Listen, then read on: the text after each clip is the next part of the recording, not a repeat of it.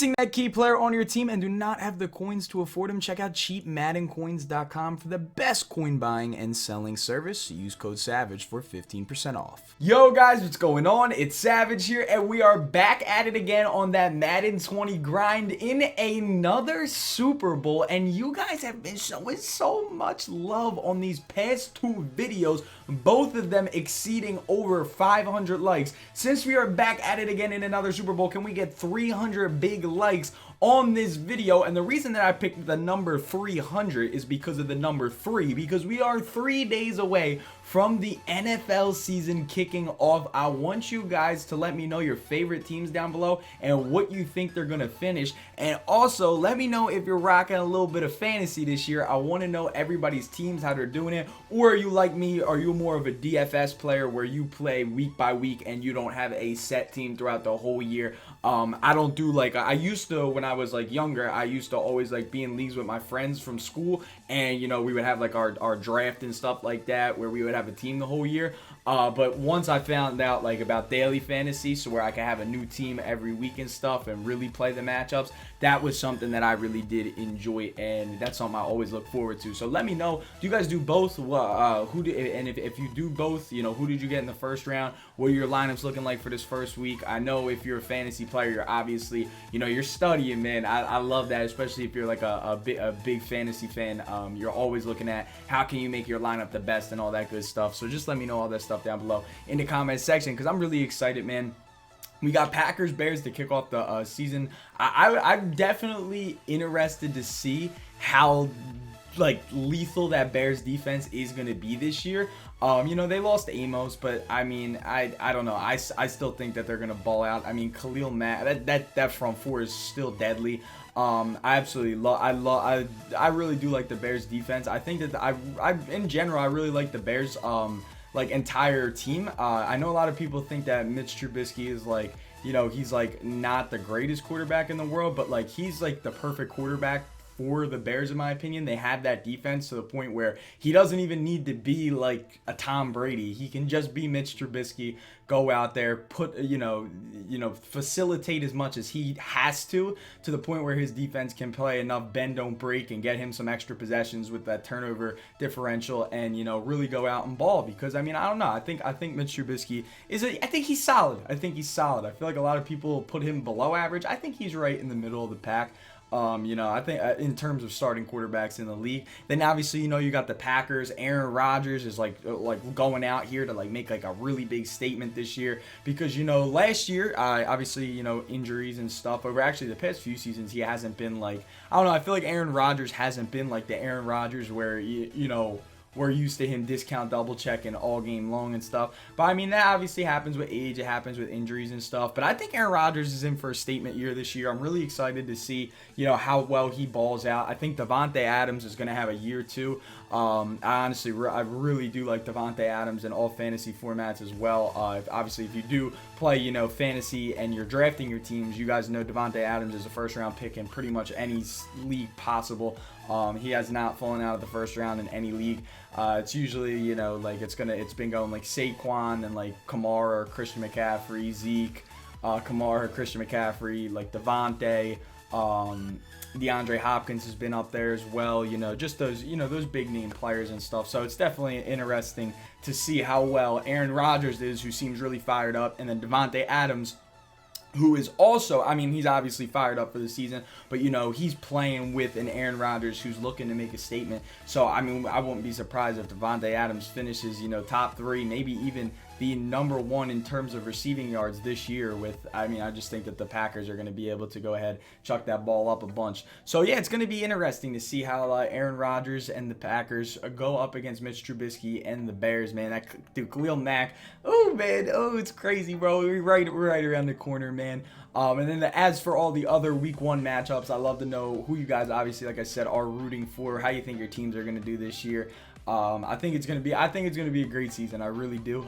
There's just so much like that has changed this year in terms of like rosters. I mean, even just recently with Jadeveon Clowney going to the Seahawks, which is just so crazy. And now, you know, Kenny Stills is now in the Texans, along with Laramie Tunsil. And I'm gonna be honest with you. I mean, I feel like Kenny Stills might have a nice I mean, I know he's a vet, but I think, and I know he's a vet, but a veteran that has never really been like a crazy standout receiver. I remember when he started out in New Orleans.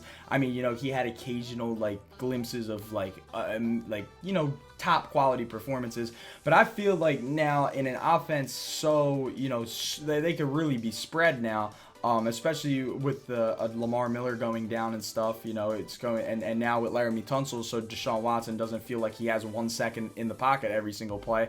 Like on some Madden stuff, like real talk, this man Deshaun Watson was activating escape artists way too much last year, because of them insta sheds, dude.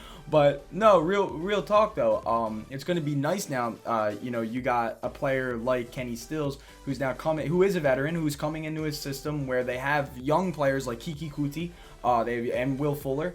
And, you know, they have, you know, another veteran receiver in DeAndre Hopkins. But I think Kenny Stills is going to fit right in there as that. He's very fast. He could be, you know, a vertical threat. I mean, you know, you could line him up underneath in the slot, you know, have him run those underneath routes just to catch and runs. But, you know, now they can really stretch the field with this team. Not to mention Will Fuller and Kiki Kuti, they're quite injury prone thus far. I mean, I know Kiki Kuti was only in the league for a year, but I'm pretty sure he got hurt in the, I don't want to say he got hurt in the offseason. I think it was like during a preseason game. I mean, I guess that's technically like, it's not off season, but you know what I mean, in preseason.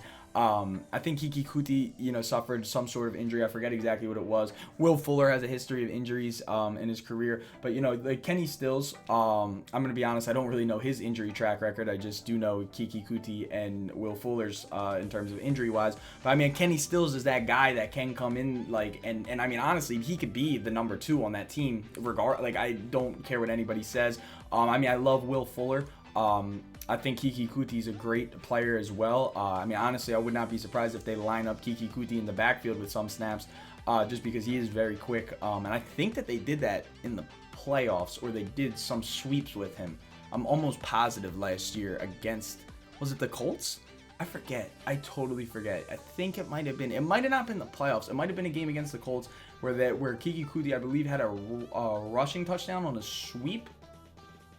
But it's considered a catch because he comes in front of the quarterback. I forget, but I mean, that's how ready I am for football. I'm literally drawing up the plays in my brain. I'm excited. I'm so pumped. But yeah, I think Kenny Stills is going to be a great fit in that scheme. Like I said, they can really spread it out now, like even more than they already had, because they already had weapons. But now it's like, you know, just in case somebody does get hurt or something, you know, you have that solidified wide receiver core.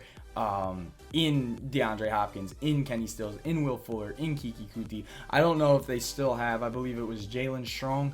I think Jalen Strong was on their team last year. I don't know if he's still on the roster, but I mean, like, I know he had to step up in the later half of the year. I want to say in the playoffs. I want to say, am I tripping? I might be tripping. I think he had to start in place of somebody. I forget. I don't remember. I don't recall. I just remember Will Fuller not being present on the field in one game, and I know Kiki Kuti scored, and I want to say that Jalen Strong started in place, or started at the 3. Kiki Kuti moved up to the 2. Jalen Strong played the 3 that game. Totally forget. But I don't know if it was the playoffs or just the later half of the year. I just remember that vividly. I don't know why. It's so weird. But yeah, I'm not even I'm not a Texans fan either. I just vividly remember watching a game where I saw, you know, Kiki Kuti score on a sweep play. But yeah, that was a pretty, like, wow, that's freaking weird. I don't know. Now I'm just talking to myself in the middle of my commentary. But yeah, I mean, I'm just ready for football, bro. I'm just ready to, you know, just see who's really about it. I mean, I'm rooting for my boy Nick Foles. I mean, I'm a huge Nick Foles fan. You guys know I love Nick Foles. I root more or less for players than I do for teams. I'm a big guy on stories. Like, I love stories. Like, and I think Nick Foles' story in the NFL is top tier.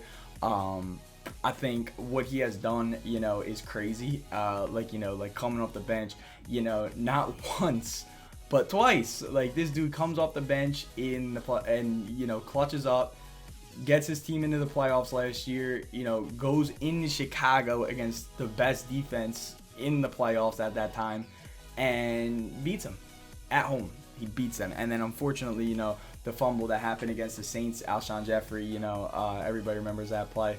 That was just, that was rough. That was, or not the fumble. No, I was thinking of the Juju's fumble. I'm thinking of the Alshon Jeffrey right before the 2-minute warning. The ball went through his hands, and I think Marshawn Lattimore. I'm almost positive, yeah. that was exactly the play. I was thinking of the game, the final game of regular season. It might have been week 16 or week 17 when Juju fumbled, and that would have got the Steelers in the playoffs. I remember that.